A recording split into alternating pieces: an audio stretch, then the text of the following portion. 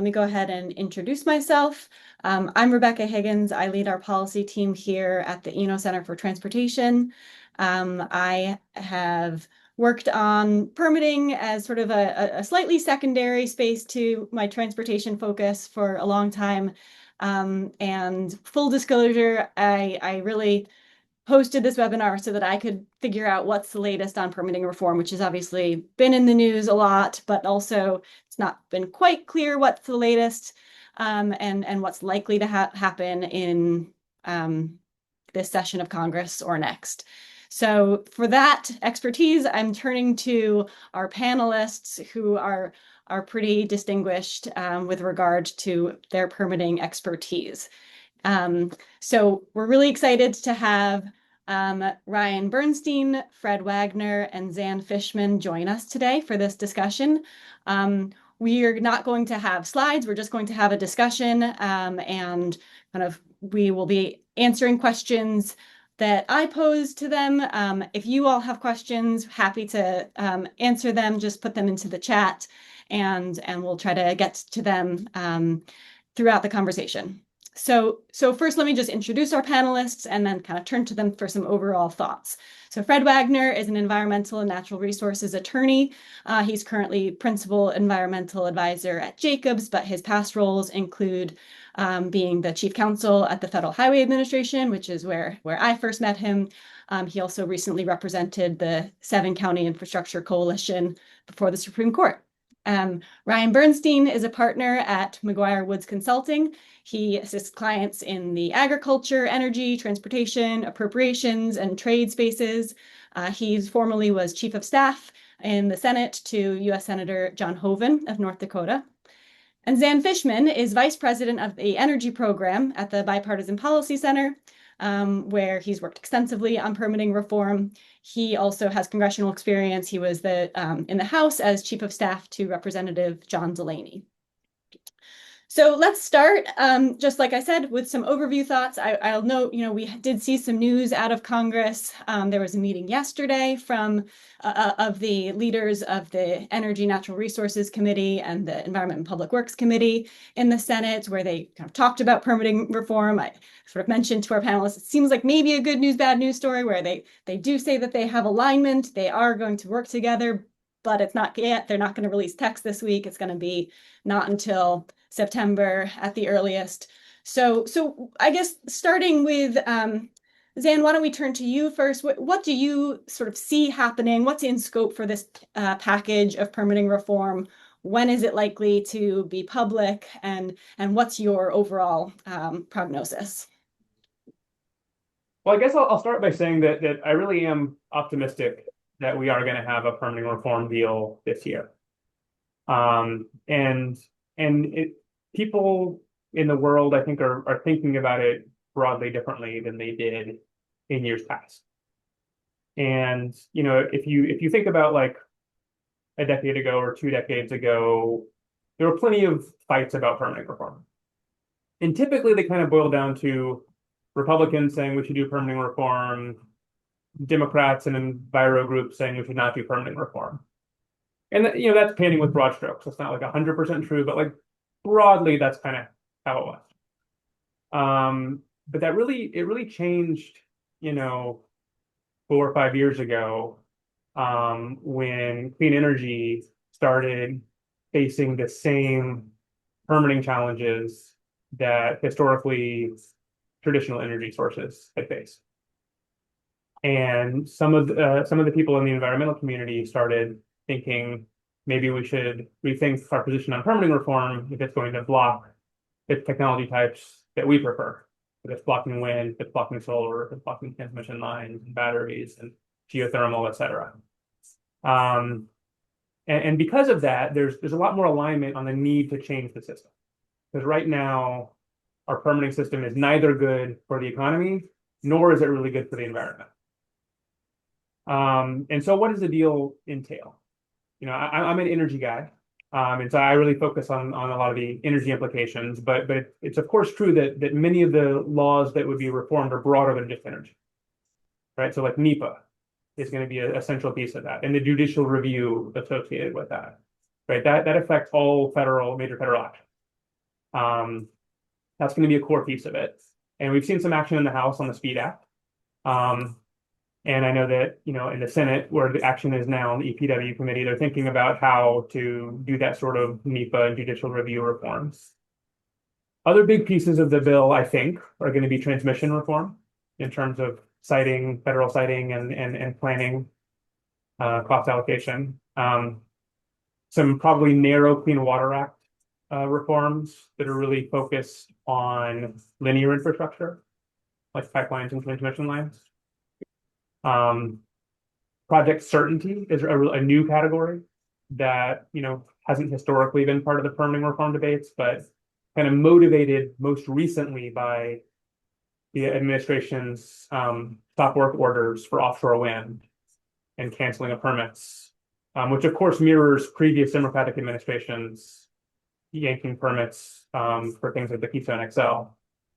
The idea of certainty, durability of a permit that can last through administrations is a new topic of concern. The other big one is Historic Preservation Act, which has been a big priority for Chairman Lee on the Energy and Natural Resources Committee. There's more. There's specific things for like mining and geothermal and upstream oil and gas, but those are really the big ones. And the reason I'm kind of optimistic is that Democrats kind of have some of those as their own priority. Republicans have some of those as their own priority, but there's a way that you can get a deal that balances between all of those priorities. That's why I'm optimistic that this year we'll be able to get it done. Great, thank you. Brian, can you kind of share your thoughts where you sort of see additions or differ in your level of optimism, perhaps, or your own thoughts on this? Yeah, well, thank you. And thank you for the center for hosting this extremely timely webinar. You placed it in a spot where literally we could have seen a deal come out today or this week, and we would have talked about those deals. But I would say, fortunately for us in this webinar, we get to now speculate a little bit longer, and we get to talk about what should be in there and what will likely be in there. Look, I think the chances of it actually coming out or would have come out this week were very low already to try to cram this in before the August recess. As mentioned, Thune already is called this week a train wreck. They didn't need anything more out there. They have plenty on their plate at this point. And to be very honest with you, I think the points that were just made were spot on about what's going to be likely in there. But there are real things that, like Senator Lee, are pushing that are making it, frankly, more challenging moving forward, especially the historic preservation reform. So I think that's going to take some longer and more time to work through. But I'm going to kind of put this in two frames. One, I'm going to say that there's really been no better time to do this than now. And part of the reason that it's excellent time to do it is because it's all very frankly messed up on the permitting and developing the projects, and the relationship right now within the conferences, with the administration, with Congress, with judiciary. It's all kind of coming together now. And as mentioned, we've seen this happen time and time and time again over the years on whether or not, like Keystone, it was raised as the number one deal. I was working in the Senate when, and actually in the North Dakota governor's office when that was first proposed, and worked on the Keystone bill out here to have Congress approve a simple permit. Like, that is not an efficient way for us to build our infrastructure, to have Congress weigh in on that. And the Mountain Valley Pipeline, another example where Congress has to weigh in on simple permits. It's just not a way to go. And so, when the Republicans look at this and go, look what happened to Keystone. Look what happened to Twin Metal Mine in Minnesota. We needed a CRA to get rid of that rule. And Anwar back and forth, on and off. And then, of course, now with the offshore wind permits, everybody realizes, I think at this point, this tit for tat has to stop, and we need to put some certainty into this. And talking to Capito and leaders on the Hill, she's really focused on timeliness, durability, and judicial reform. That's how she kind of puts these in her buckets. And I think pulling all of that together, in the past, as in the Republican side, we often talked about speed, getting things done. But now it's speed and durability, because it's happened to both sides long enough that we need both elements in this moving forward. So, we've always talked historically largely about NEPA review, that being the culprit. And that's, really where first like this democracy is hitting permitting reforms, democracy and permitting coming together in one spot. It was taking in so much. It's like, what can we get out of this boat? Because it's getting so heavy. So I think obviously NEPA reform, judicial review, limiting the timeline. You can't have these permits out there and these projects out there. Some of them are which literally are built. There are projects that have been built that are now under review on their permits, whether or not they should have been granted. So limiting that, agree, Clean Water Act, historic preservation, tribal consultation, endangered species. And I do think that, yeah, the transmission side is going to be a tough nut to crack, but it's going to be in there too. It has to be in there for the Democrats. And, everybody's got to work through this. And I know we'll talk a little bit about how this all works together. But, everybody's worried about giving the other side the tools to promote their side. You've talked to the Democrats, they're worried about giving the administration tools to move things further along and faster, whether or not it be oil and gas or LNG. But the flip side, the Republicans are worried about giving the Democrats some tools on maybe some clean energy transmission lines, et cetera. So everybody, I think, is getting to the point like, well, look, we got to get the tools. Nobody has tools now to build it. Let's put it out there and see where it falls. So that said, this is the perfect time to do it. It's going to be hard, and I'm probably just a smidge under optimistic. It's a very hard thing to pass, and Congress has a hard time passing big bills. So in all, I'd probably lean where Congress typically falls, where they just come just short. But I think there's no better time than now where it could actually happen if it's going to happen. It's always a safe bet to bet against Congress doing too much. But Fred, let's turn to you. What's your thought? What did you add to this overview? Yeah, my colleagues are fantastic, and they laid the groundwork perfectly. What I would say is this: we can't view legislative work on permit or permit reform in a vacuum. We have to view it in the context of everything else that's happening in the executive branch already and in the courts. So, for years, everybody was worried about litigation reform for these challenges. Well, we're now a year plus out from the 7-county infrastructure coalition case from the Supreme Court that stressed deference to the federal agencies. And there's been over 100 cases that have cited 7-county in the NEPA context, and in all but like 3 or 4, the government has prevailed. So to the extent people have been worrying about, litigation reform, and litigation is the main impediment, our courts have done a lot now to sort of tamp that down. Doesn't mean that litigation doesn't exist, but the chances of government prevailing and project developers prevailing has increased so much. So to the extent that litigation reform becomes, a sticking point, I would think that the negotiators on the Hill could just look to the record of what's happened over the past year since 7-county and say to themselves, like, how far do we have to go on this? Maybe we reform things like reducing the statute of limitations, like we've done in the transportation sector, down from 6 years to 2 years to 150 days in the last time. That's currently true. And that's worked. It hasn't created an avalanche of litigation, and it's matured cases more quickly. But in light of all this, you wonder if the litigation reform is going to be that emphasis that would hold things up anymore. I would argue that it doesn't have to be. Then talk about what's going on in the executive branch.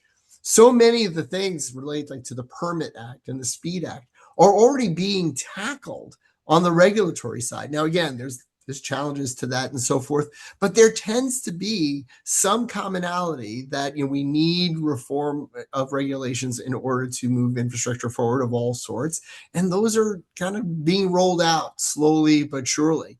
So Congress could look at some of those even and say, let's let that process play out. There's some proposals out there. We may agree, we may disagree, but there's a process for doing that. So one of the reasons that I'm optimistic is that I think the playing field for permit reform actually might be shrinking a little bit, where they could look at things that are bound to increase efficiencies and so forth in a way that I think that can reach some agreement. The other reason I'm optimistic is that I do think there is a general sense, and I'd be curious if Ryan and Zan agree with this, that this whole notion of tying reform to the kind of thing that you like is not sustainable.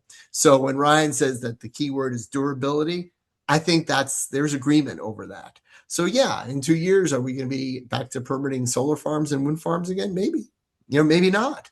But I think people realize that having two sets of rules or changing the rules ad hoc for one or another is completely unworkable. It holds capital markets on the sidelines. It delays developers. Uncertainty for developers prevents people from promoting plans and good planning. And nobody thinks that that's a good thing. So I do agree with Ryan's point that there's a sense that we're going to get past. We're all for it for the stuff that we want and not for the things we don't want. I think people realize a durable set of rules, really needs to be the priority here. And so in general, I do expect something by the end of the year. I think the midterm election, might embolden some of the Democrats to say, we want this too, because eventually we may get to a point where some of the things that we support need this kind of reform and streamlining. And I think it's going to move forward. Last point before we kick it off. I just came from last Friday, this Council of Environmental Quality's Permitting Innovators Expo. And there was over 50 presenters with all sorts of things, digital tools to expedite permits, streamlining NEPA, streamlining permit applications. It was really kind of exciting. And one thing that we haven't talked about that I'll throw out there for Ryan and Zan to comment on, one way that Congress could, stress reform is putting their money where their mouths are, and really giving the federal government the tools to procure and use some of these digital solutions that are out there, from everybody from startups to, to major consulting firms, to really allow the federal government to reform how it does things. So it isn't just the law, it's how they do it. And so appropriations for that kind of technology could also be a great thing, Rebecca. So with that, I'll be glad to participate in the chat. Okay, so lots of things have already been kind of surfaced in your thoughts. Just for participants, if you want to put questions into the Q&A, please do. Let me, Ryan, you kind of started to talk a little bit about the people who are at the table in this negotiation, and I want to go a little deeper on that. I think it is notable that there has been a lot of turnover in the Senate in those key leadership roles on ENR and EPW. 3 out of the 4 chair and ranking members have changed this Congress compared to the prior Congress.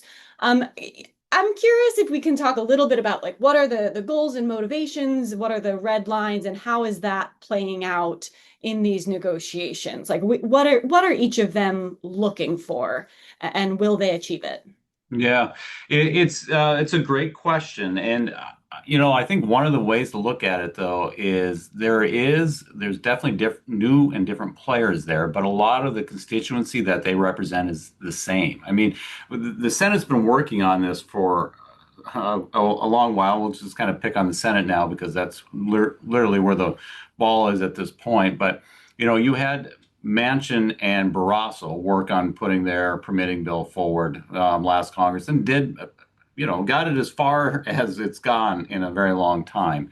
And obviously, you got 2 different senators now in different committees, but you got Capito leading it on the EPW committee, West Virginia tie. So she's seen some of the same things that Senator Barrasso and Senator Manchin had worked on in the past.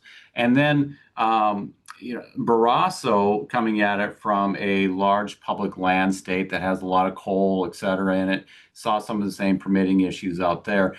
Utah has even more federal public lands. So they kind of see the lens the same, even though different committees, different members, when you break down who's representing each committee, they're really representing somewhat of the same constituency. In West Virginia, coal country, they've seen what happens with pipelines, transmission lines out west. You've seen, largely the tribal consultation, the Historic Preservation Act. So those themes continue to come back, and I think that is what's going to kind of keep driving these conversations moving forward. So Senator Capito really wants to get this done. She's taken over this committee. She really wants to push this forward. And frankly, White House has been I would say, a very good teammate for her in large part on this. Senator Whitehouse leading the Democrat narrative on EPW has faced a lot of pressure to, do what he can as the minority ranking member on the committee to invoke changes with what's happening in the White House. So if the president canceled or held up the offshore wind farm, there's a lot of pressure on Senator Whitehouse to go, okay, I'm not moving forward with permitting reform because what the White House is doing. That's nothing that Capitol can handle, and it's out of her bailiwick, of course. But he, I would say, navigated that fairly well. Granted, there was a pause, but he kept the conversations open with Senator Capito. Those conversations continued kind of quietly, not out in the public forum because White House is getting a lot of pressure to just to cut it off at that point. But they found a very good relationship. I'm not going to say that the relationship isn't as good with Senator Lee and Senator Heinrich, but it's been challenged more than it has in past E&R relationships with the chair and ranking members. So as EPW is kind of moving along, Senator Lee and Senator Heinrich, kind of both now leading the E&R committee for the first time, are really trying to find their space on this. And that's been a little bit more of a public relationship that has had differences than the EPW's differences have been handled kind of behind closed doors and directly with the members. So those are some of the personalities that they're working through.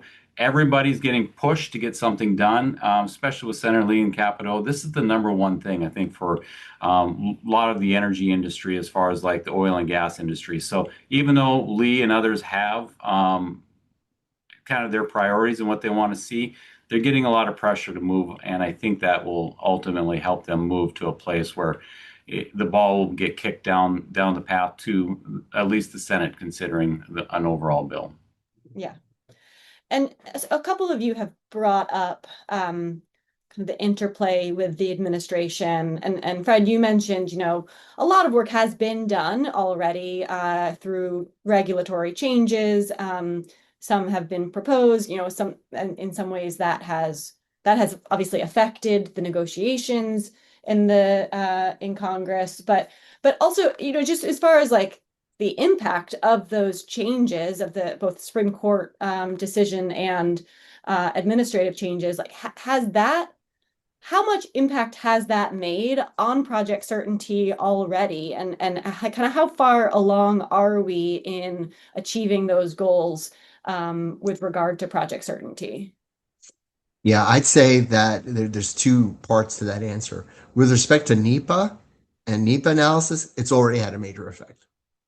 The administration and agencies around the, even at the DOTs are pushing down the categories of NEPA analysis. You're seeing many fewer EISs and more environmental assessments, and frankly, even more categorical exclusions. So pushing down the levels of analysis to the lower levels is happening all across the government and in the transportation sector. And the Fiscal Responsibility Act from 2023 now, remember this is 2026, it's been 3 years already, I can't believe it.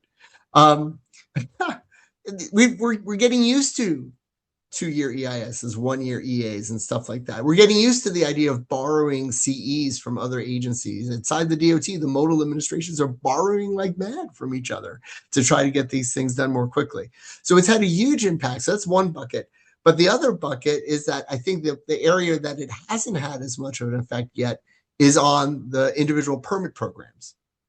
So at Jacobs, for instance, like what we're telling our clients often is like, hey, don't worry about 2 years EIS, 1-year EA. We can do that. We got that. We're all over that, and we'll be able to meet those deadlines for you. The things that we're cautioning, and we build in our caveats, to our project schedules and our clients, are the permits.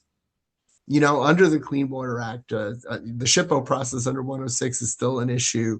The ESA, still an issue, and obviously those rules are up in the air right now. So I think the answer to your question is that we've seen a lot of progress already with legislation, with judicial, with regulatory reform, and NEPA, whereby really the emphasis really can be these individual permitting programs to sort of get them in line with the streamlining successes that we've seen under NEPA. Yeah. And Zan, maybe I'll ask you, one of the things that you sort of related to this question, one of the terms that you used earlier, I think was project certainty. How do you legislate that certainty and kind of force an administration to implement the law kind of strictly with the intention that Congress provides and enable that project to have certainty despite changes in political leadership? So I guess the easy answer to your question is it's really hard to do. And it might be impossible to do it in a truly foolproof way. I think we're seeing a lot of tension between what Congress has directed the administration to do generally, even outside of the permitting context, and what the administration is doing. And so figuring out exactly how much Congress can constrain the executive branch is hard. And of course, there are sometimes reasons why the executive branch should have some degree of flexibility on learning new information and changing decisions. And so just from a strictly good government point of view, you want to kind of have the right balance there. You don't want the executive branch to just kind of, for political reasons, use permitting in place of policy, right? Like one of the kind of like the principles that I try to say about permitting reform is that we shouldn't have our permitting system be a proxy for policy that hasn't been passed, which is the way that it kind of has been used a lot. If we want policies to incentivize or disincentivize certain kinds of infrastructure, Congress should legislate and pass those policies. But the permitting system, as it's applied at the executive branch level, shouldn't take the place of a policy that doesn't exist. The permitting system should just be a true analysis of the effects of a proposed project, and a yes or no based on the pros and cons and cost benefit analysis. So we've seen a few proposals for how to do project certainty. Like there's two bipartisan bills that have been introduced. One's called the Certain Act, one's called the Freedom Act. Both of them take different approaches. I've heard other approaches of trying to have some sort of like, if you're going to do this type of project, you have to do this type of project. You remember like the deal for like offshore wind and oil leasing from the Manchin days, applying that sort of approach to energy infrastructure going forwards. There's different ideas out there. I think the real answer is that you just want it to be really clear in law what Congress's intention is. That the process should be a process, that the cost benefit analysis should be a true cost benefit analysis, that permits should be durable, and just do the best you can, even if it's not 100% foolproof. Right. And I guess just like while we're kind of talking about the administration, Ryan, I'm curious if you can speak at all to what are the Trump administration's interests in congressional action on permitting reform? I mean, obviously they're doing a lot on permitting reform themselves, but what role are they playing in the negotiations happening on the Hill? It's a very good question. And the way I would phrase it is they're influencing the Hill to move forward as quickly as it can by not doing anything on the administration side. There are officials within the White House telling the president and everybody around him to let's not make any big splashes right now, especially on offshore wind, or try to, not cancel any big projects because permitting is so important to the industry out there. So a lot of the conversations are going on, just let Congress do its job and don't try to get in front of it from the administration side. I mean, the administration's already kind of set the impetus, like, you need to do this for durability because you see what we will do to offshore wind, other wind projects. The administration's been effective enough to motivate Congress by its past actions. So the president has said, I believe he said internally, look, as long as I see progress with permitting reform, that's helpful to me. And, it kind of, I think, keeps him generally at bay on taking big sweeping actions otherwise, because his staff is telling him Congress is working, it's moving forward. This is an important piece to the overall puzzle for our economy. Let's let that move forward. The oil and gas industry really supports this, so we may need to hold off on additional actions or whatever we want to do on renewables until we see how far Congress can get this. And there's that delicate balance between Congress and the administration at this point. And I think I can't remember if it was Fred that brought it up or somebody, but it is truly too in the narrative now on affordability. The administration, especially leading up to the elections, is very concerned about affordability. Everybody running, especially Republicans now running, the issue of affordability is out there. So canceling projects, not having projects move forward is hurting any narrative that they're working towards building more things, getting electricity prices down, bringing prices down at the pump. So they're very concerned about that. So the administration is largely hands off, I would say, as far as getting in the details and letting Congress move forward. They're mostly just trying to keep the status quo so it doesn't, frankly, blow up the permitting reform discussion totally. Yeah. I'll not disagree, but I'll take a slightly different tact. That may be their legislative strategy, but their practical strategy ain't helping. The release of these draft Section 106 regulations and the historic preservation that really took an axe to the old Section 106 consultation has really gotten a lot of upset in that community and with Democrats. The things with specific projects in around DC that have moved forward without the perception of adequate review and the perception of cutting out public review. Every one of those actions makes it harder for the Democratic side, in my view, because it's like, wait a minute, are we giving the keys to the kingdom to a team that is going to run roughshod, over this? And again, the argument could be made, well, that's great. What's good for the goose, good for the gander. You'll be able to do the same thing when you want to build a wind farm. You'll be able to, ram it through or whatnot, but it's not playing well right now. So even though they may be hands off on the legislative side, I don't dispute that.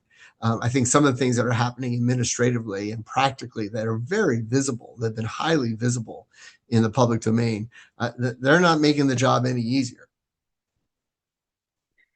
I definitely see that side of it. One of the things I think that's going to be interesting as we play out the next year or so, this is a little bit of individual pushing from industry and others to see how much we can get on the regulatory side before we have to start making things durable. Like, might as well see what we can get done now while we have an environment that we think we can change some of these things. But I think in the end, as people see, like, okay, even if we change this on the administrative side, we're not sure that's durable either. So I think there's a lot of let's see what we can get done, but maybe hopefully in the end, they're like, okay, this could be a 1 or 2 year deal. We'd rather shift over to more of a durability, regulatory or statutory framework. We'll see. Yeah. The politics on this are interesting. My own experience, I think that I was in the Senate in an earlier era when permitting was a little less bipartisan and more of a kind of concession that Democrats would grant to Republicans. And I'm curious if that is really no longer the case, and this is just bipartisan.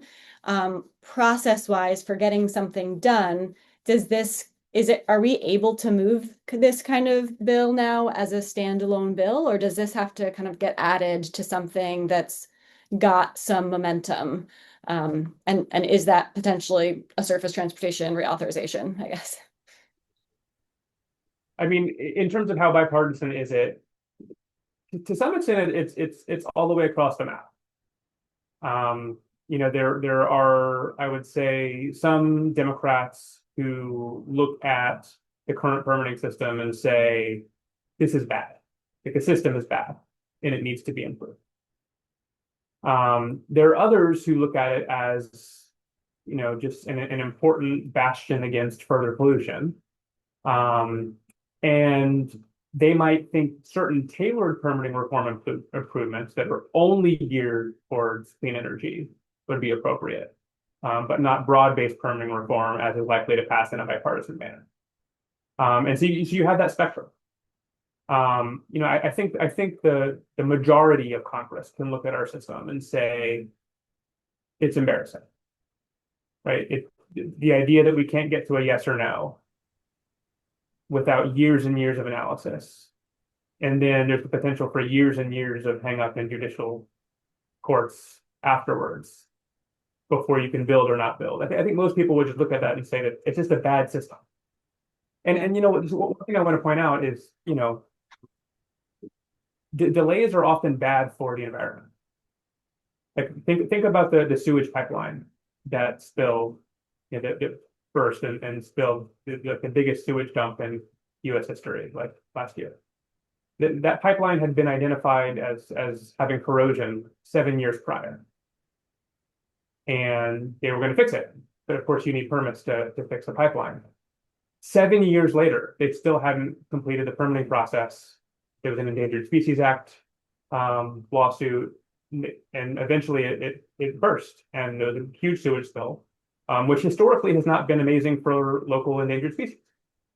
So it's just, it's important to know that just because a system is trying to be very, very careful before an action can take place, that doesn't always correspond to the best environmental outcomes.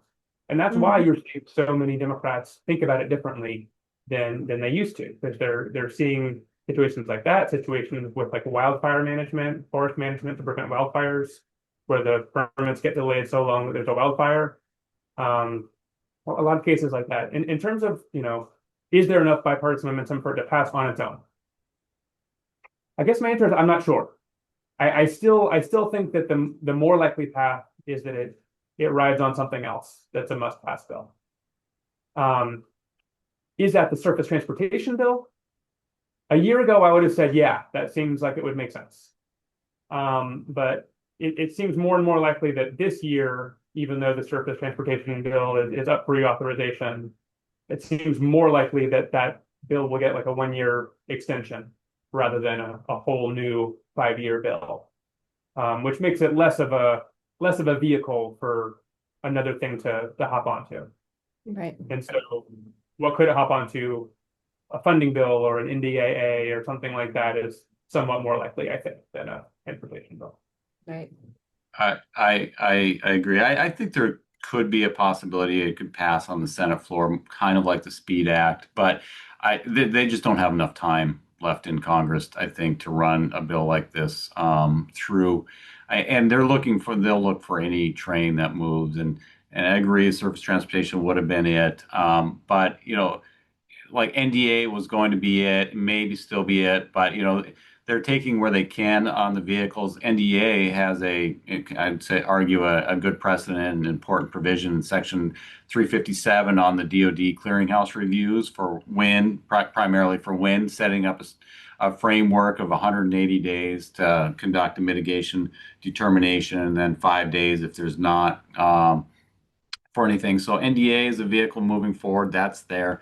What I understand at this moment, and Congress changes, of course, all the time, we'll see what moves, is they're holding a section in WRDA for the bipartisan package to be inserted into. So right now, they're shooting for the Water Resource Development Act. So we'll see. That could change, but my understanding, they got a section in there at this point to package that up towards the end of the year. But who knows? It could be that year-end Christmas tree again, too. It's very possible how they could get jammed. Right. And Fred, obviously a lot of our subscribers are transportation focused. It doesn't sound like the impact is going to be primarily on transportation. This is like by and large an energy package, transmission, etc. But what are the aspects that could really affect transportation projects that are likely to be included? Yeah, I think the primary is clean water. So the things that are outlined in the Permit Act, for instance, that passed the House, I think that's a really big deal for the transportation sector. We work with the Army Corps all the time, stream bed mitigation, stormwater permits, and all the rest. So I think anything on the clean water side could have a tremendous effect and beneficial effect for the transportation sector. And then the second is Section 106. Very often we're involved in very long and complex consultations under 106. And I'd say, I'm not contradicting myself from the comment I made earlier, but what I would say is that I think the people on the phone would agree that in many instances, this sector has been the leader in all things related to streamlining and permitting. There's been, objections and concerns over certain things that were raised back when you and I were at DOT. And, the parade of horribles that were, alleged, just that they haven't happened. There hasn't been, this avalanche of terrible projects because we just were able to just ram them through because of these reforms. And so concerns over combining final EIS and a record of decision, that's now kind of standard practice. Shorter statute of limitations, that's kind of standard practice. Programmatic agreements on historic and cultural resources and on protected species, that's standard practice and encouraged now by statute. And in many ways, our leadership in this industry has kind of laid the framework, laid the foundation for things in the energy sectors, I would think, and so the areas that we continue to see permitting holdups in clean water and in Section 106 are the areas where I think the transportation sector could benefit most.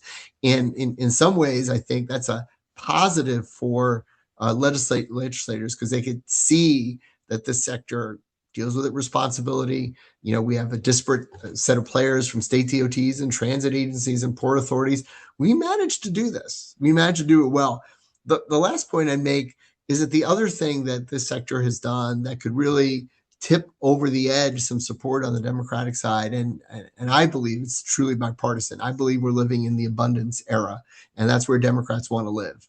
They want to live in that area where we're for providing stuff and benefits for our constituents. But it seems to me that we can demonstrate positive environmental outcomes. That's the thing that's not the buzzword in this administration now. That's not why they're doing all this. But sure enough, if you can tie together reforms on NEPA and permits, but also to the extent that we can develop projects with better outcomes, I think that's a win-win all around. And if there's any sector that's been able to demonstrate that for the most part, I mean, there are exceptions, but for the most part, I think it's the transportation sector. So there was kind of a question about transportation in the Q&A about like affordability. And Ryan, you'd mentioned affordability also as part of the kind of politics context that's at work when people think about permitting reform. Is that, I mean, the question is specifically like how much research is there in terms of the relationship between permitting reform and affordability and cost savings? I'm curious, like, is that a big motivating factor for negotiators or for those interested in permitting reform, or maybe like the clients that you have or anyone else? The affordability is on kind of the voter side of things, and you get down to that, it's overall messaging. I think for the administration and frankly, on the actual negotiations with Congress, the number one thing that Senator Capito would come back to, and I've heard her say it many times, is that, look, this is amounting to X amount of investment being on the sidelines. And she will use, coal development, LNG development, natural gas, pipelines. She has a number, and I wish I had it on top of my head, but she has a very large multi-billion-dollar number that she points to that says that investment is off the table, that generates X amount of energy in her state and in the country. And she's been working with clients and industries to bring that to the Democrats and frankly bring it to the White House and say, this is why we need to get permitting reform done. Don't, as Fred and I were talking about earlier, don't blow this up, because look at all the investment that needs to happen that's on the sidelines. And it won't happen unless we get this permitting deal done. And if we get that done, you can go out, administration, and sell it, that we're working on bringing more affordability to the consumers. We're bringing down electricity prices. We're working on bringing down gasoline prices because all of this investment that was sitting on the sidelines is now going to come back on. So I would say the members are largely using investment deals as the impetus for the conversation, and then that gets filtered down more on affordability to the actual consumer and ratepayer. I think the ratepayer, everything that gets a little bit more murky in how you categorize that and how you quantify it, but they're definitely doing it on the top line. Right. Yeah, and I think it's a great, I think it's a great question on the numbers. And I don't know if AASHTO has done anything like that, with its state DOTs, like a project that's supposed to start on day one, that instead starts on day 365 or more. What percent increase do you normally see in the price tag from point A to point B? There may be some learning on that from that organization. TRB may have something like that, but I haven't seen it, not from the permitting council. The permitting council is kind of more, project by project, looking at the dates and making sure there's no slippage of dates and things like that. But certainly anecdotally, this is what the witnesses up on the Hill from the state DOTs have said all the time, haven't they? They just look at we have a fixed budget, and if we don't get a chance to do it, and then our contracts go up by 10% or 15%, you can do the math, even if we don't have a precise number. We've heard that plenty of times. So I want to kind of turn the conversation a little bit toward more, I don't know, blue sky thinking in terms of what is really needed here, regardless of whether it's going to be included in this specific permitting reform package. And, I think, Ryan, you had said at the start, there's growing recognition that things are all messed up. I don't want to put words into the mouth for all of the panelists here. Maybe you all agree or not, but is it like one thing that I struggle with personally is the fact that there is sort of this totally separate set of rules for transportation projects, which I mean, I agree with you, Fred. It's great that we have been able to move the needle. I think a lot of that is because it was like a concession as part of a big bipartisan package in past years. But it does mean that there's like a different, in a way, set of procedural steps for some projects than for others, which is confusing for the public. There's all of these different agencies that are involved with it. Each resource protection law has a different agency taking action on the same project. That creates confusion. Like, are the steps that we are considering here in this reform package enough to make sense of this system, or is there a bigger change needed to rethink the way that we move infrastructure projects forward in our nation? Who would like to go first? The way I'll answer that question is that we need legislation that can get enacted and signed into law that creates a system that can persist and investors can count on, and everybody knows what the process is. And there's trust that you're doing the right level of environmental analysis to protect the environment and people, but that you're not delaying anything unnecessarily longer than needs to be delayed. And we need that to be bipartisan in order for it to pass Congress and get signed into law. And I think, the things that they're circling around are that bipartisan deal.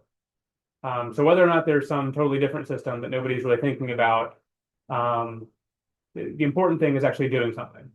And, we want a system where we have a yes or no in just a reasonable amount of time that's not embarrassing. That's what we want. And as Fred was mentioning and as Ryan has mentioned, the permit system is extremely complicated. You need so many different kinds of permits, so many different agencies. Some of them work well together, some of them don't work well together.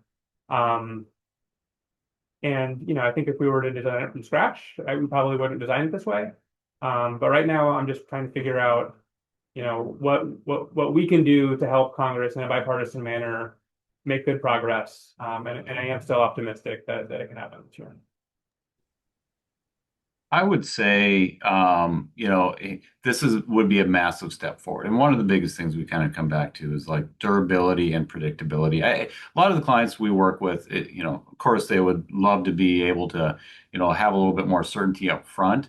But I think having a time horizon that they know what, they'll be looking at, is one of the main things.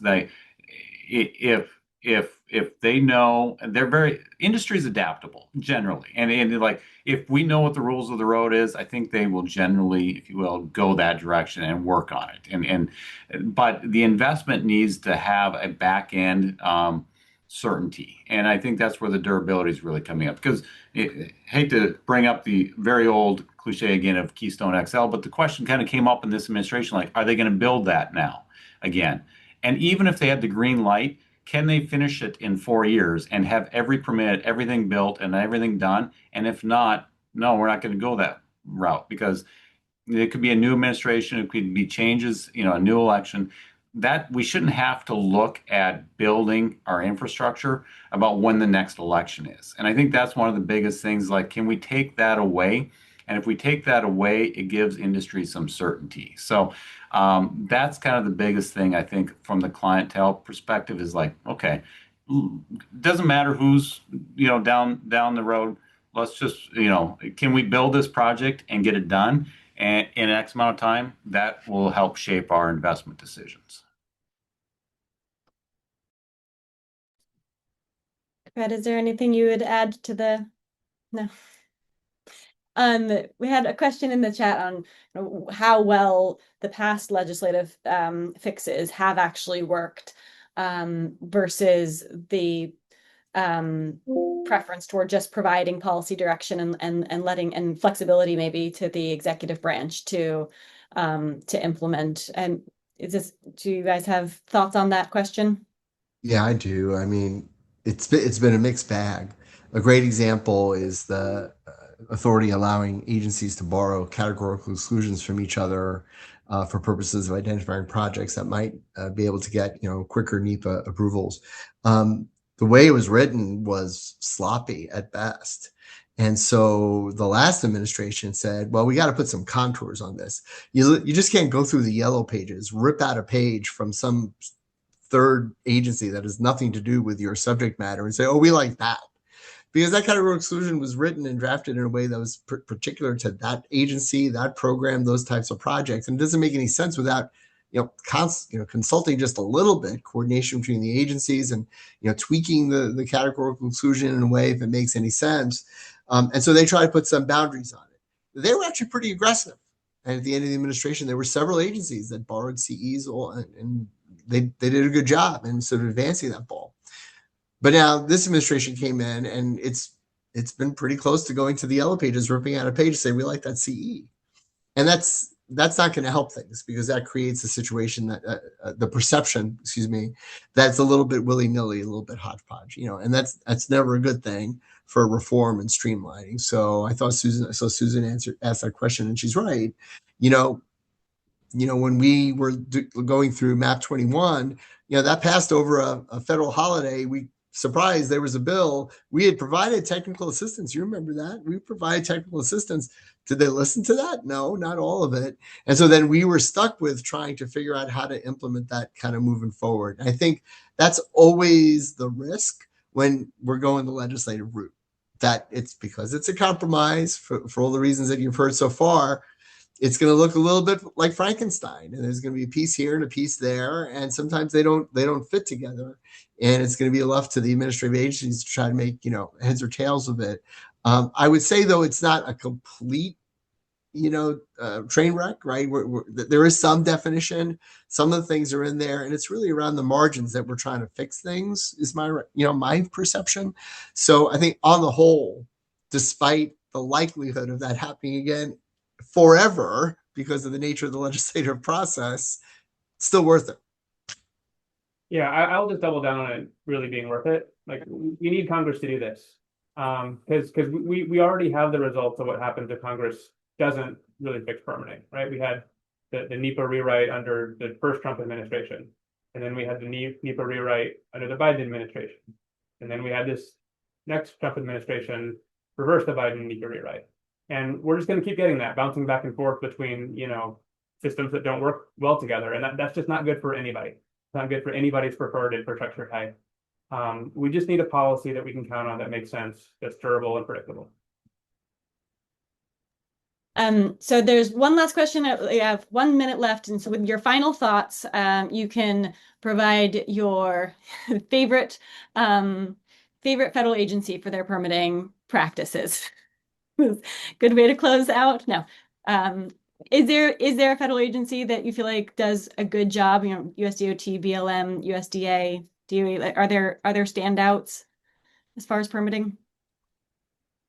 I think there are glimmers of excellence and hope across the board, but not in one area where I would put one head and shoulder above the other. For instance, the NTIA, the communications, the broadband people have great internal controls on applying technology to permits and expediting permits and streamlining in a way they come up with standard forms that developers can complete in a way that makes sense. That's a big thumbs up. And there's, like I said, there's pieces of that all over the federal government. And the challenge right now is trying to institutionalize that in a way where we don't have to rank people and agencies, where we can get them all kind of on the same page. But there are glimmers of hope throughout. Well, Zan, Fred, Ryan, thank you so much. I don't know if any of you have any final thoughts that you wanted to share. We are at time, but I really appreciate your being here to share your knowledge of what's going on here on the Hill with all of us. Thanks for hosting. Thank you. Thank you. Great. Thanks all.